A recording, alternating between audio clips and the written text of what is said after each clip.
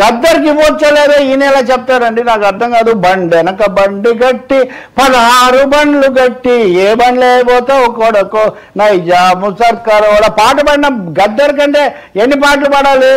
పోరు తెలంగాణమా కోట్లాది ప్రాణమా, వీటన్నిటితో జనం ఇన్స్పైర్ అయ్యారా లేదా? అమరవీరులు చనిపోయినప్పుడు అమరవీరుల దగ్గర గద్దర్ పాటలు పాడాడు, నిజమే. లాల్ సలాం లాల్ సలాం లాల్ సలాం సలాం ఆయన రూపొందించిన ఈ పాట చాలా ఫేమస్.